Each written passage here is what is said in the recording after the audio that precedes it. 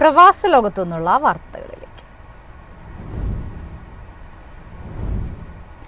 Russian president Vladimir പുടിന് ശക്തമായ മുന്നറിയിപ്പുമായി Donald Trump. യുക്രൈനുമായി യുദ്ധം അവസാനിപ്പിച്ചില്ലെങ്കിൽ റഷ്യൻ എണ്ണ വാങ്ങുന്ന രാജ്യങ്ങളുടെ തീരുവ ഇരട്ടിയാക്കുമെന്നാണ് ട്രംപിന്റെ ഭീഷണി.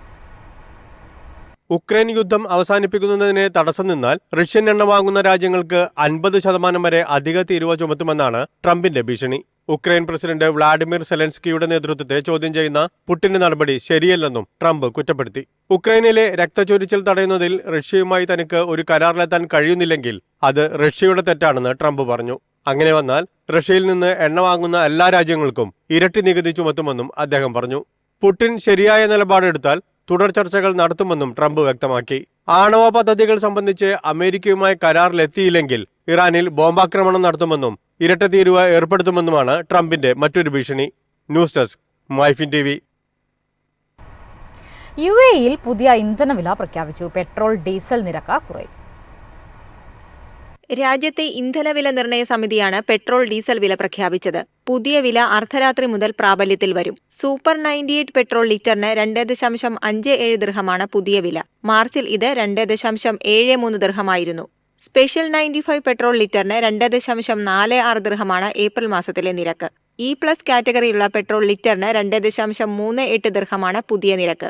2.54 ദിർഹമായിരുന്നു മാർച്ച് മാസത്തിലെ നിരക്ക്. ഡീസൽ ലിറ്ററിന് 2.63 ദിർഹമാണ് പുതിയ നിരക്ക്. 2.77 ദിർഹമായിരുന്നു കഴിഞ്ഞ മാസത്തെ നിരക്ക്. News desk MyFin TV. ട്രംപിന്റെ പരസ്പര താരിഫ് ബുധനാഴ്ച മുതൽ എല്ലാ രാജ്യങ്ങൾക്കും ബാധകമാകും. അടുത്ത സാമ്പത്തിക വർഷം ഇന്ത്യയുടെ കയറ്റുമതിയിൽ വൻ നഷ്ടമുണ്ടാകുമെന്ന വിലയിരുത്തൽ. പരസ്പര താരിഫുകൾ തുടക്കത്തിൽ കുറച്ചു രാജ്യങ്ങളിൽ മാത്രമായി പരിമിതപ്പെടുത്തുമെന്ന ഊഹാപോഹങ്ങൾ തള്ളിക്കളഞ്ഞുകൊണ്ട് ട്രംപ് രംഗത്തെത്തി. US-ന് മേൽ വൻ ഇറക്കുമതി നികുതി ചുമത്തുന്ന രാജ്യങ്ങൾക്ക് തങ്ങളും നികുതി ചുമത്തുമെന്ന് ട്രംപ് ആവർത്തിച്ചു. ട്രംപ് ഇതിനകം അലൂമിനിയം, സ്റ്റീൽ, ഓട്ടോ പാർട്സ് എന്നിവയ്ക്ക് 25% തീരുവ ഏർപ്പെടുത്തിയിട്ടുണ്ട്. അതേസമയം ചൈനയിൽ നിന്നുള്ള എല്ലാ ഇറക്കുമതികൾക്കും താരിഫ് ഉയർത്തുകയും ചെയ്തു. താരിഫ് നടപ്പിലാക്കൽ, നിരക്ക് കണക്കുകൂട്ടൽ, ഇളവുകൾ നേടുന്നതിന് രാജ്യങ്ങൾക്ക് സ്വീകരിക്കാവുന്ന നടപടികൾ എന്നിവയെക്കുറിച്ച് ഇതുവരെ വ്യക്തത വന്നിട്ടില്ല. മറ്റു രാജ്യങ്ങൾ ഏർപ്പെടുത്തിയ വ്യാപാര നിയന്ത്രണങ്ങളെ പുതിയ താരിഫുകൾ ബാധിക്കുമെന്നും ട്രംപ് സൂചിപ്പിച്ചു.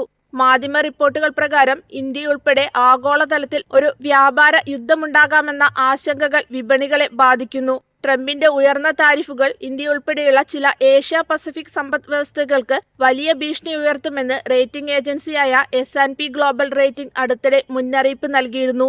സ്റ്റീൽ, അലൂമിനിയം, ഫാർമ, തുണിത്തരങ്ങൾ, ഇലക്ട്രോണിക്സ് തുടങ്ങിയ കയറ്റുമതിയെ ആശ്രയിച്ചുള്ള മേഖലകൾക്ക് പുതിയ താരിഫുകൾ പ്രതികൂലമാകും. ഇന്ത്യയുടെ മുൻനിര കയറ്റുമതി ലക്ഷ്യസ്ഥാനങ്ങളിലൊന്നാണ് America.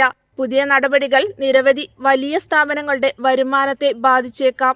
News desk MyFin TV. റിയാദിലെ ഭൂമി ഇടപാടുകളിലും വികസനത്തിലും ഏർപ്പെടുത്തിയിരുന്ന നിയന്ത്രണങ്ങൾ പിൻവലിക്കുമെന്ന് സൗദി പ്രധാനമന്ത്രി മുഹമ്മദ് ബിൻ സൽമാൻ. വർദ്ധിച്ചുവരുന്ന വാടകയ്ക്കും ഭൂവിലയ്ക്കും തടയിടാനാകുമെന്ന പ്രതീക്ഷ. അടുത്തിടെ റിയാദിലെ ഭൂമി വിലയും വാടകയും ക്രമാതീതമായി വർദ്ധിക്കുന്നത് ശ്രദ്ധയിൽപ്പെട്ടതിനെ തുടർന്നാണ് റിയൽ എസ്റ്റേറ്റ് മേഖലയിൽ സ്ഥിരത ഉറപ്പാക്കാൻ നടപടികൾ സ്വീകരിക്കുന്നത്. റിയാദ് നഗരത്തിന്റെ റോയൽ കമ്മീഷനും സാമ്പത്തിക വികസനകാര്യ കൗൺസിലും ചേർന്ന് ഇത് സംബന്ധിച്ച് പഠനം നടത്തി. ഇതിന്റെ അടിസ്ഥാനത്തിൽ വടക്കൻ റിയാദിലെ റിയൽ എസ്റ്റേറ്റ് ഇടപാടുകളിലെ നിയന്ത്രണങ്ങൾ ഒഴിവാക്കാൻ തീരുമാനിച്ചു. ഇവിടെ ഭൂമി വിൽപ്പന, വാങ്ങൽ എന്നിവ സാധ്യമാക്കും. കെട്ടിട പെർമിറ്റുകളുടെ വിതരണവും ഉറപ്പാക്കും. അടുത്ത 5 വർഷത്തിനുള്ളിൽ 10,000-നും 40,000-നും ഇടയിൽ എല്ലാ സൗകര്യങ്ങളോടും കൂടിയ റെസിഡൻഷ്യൽ പ്ലോട്ടുകൾ സജ്ജമാക്കും. പ്രവാസി മലയാളികൾക്ക് പുതിയ തീരുമാനം സന്തോഷപ്രദമാണ്. വാടക കുറയുന്നത് റിയാദിൽ ജോലി ചെയ്യുന്ന മലയാളികൾക്ക് വലിയ ആശ്വാസമാകും. News desk MyFin TV. Perunnal ആഘോഷ നിറവിൽ ഗൾഫ് രാജ്യങ്ങൾ. സ്വദേശികൾക്കൊപ്പം പ്രവാസികളും ഈദുൽ ഫിത്തർ ആഘോഷങ്ങളിൽ പങ്കുചേർന്നു. 29 ദിവസത്തെ വ്രതാനുഷ്ഠാനത്തിന് ശേഷം ഭക്തിനിർഭരമായ അന്തരീക്ഷത്തിൽ ഗൾഫിലെ പ്രവാസികളും സ്വദേശികളും ഈദുൽ ഫിത്തർ ആഘോഷിച്ചു. ഒമാൻ ഒഴികെയുള്ള ഗൾഫ് രാജ്യങ്ങളിൽ ഞായറാഴ്ചയായിരുന്നു ചെറിയ പെരുന്നാൾ ആഘോഷം. ഈദ് പ്രാർത്ഥന നിർവഹിക്കാനായി പള്ളികളിലും ഈദ്ഗാഹുകളിലും വിശ്വാസികൾ ഒത്തുചേർന്നു.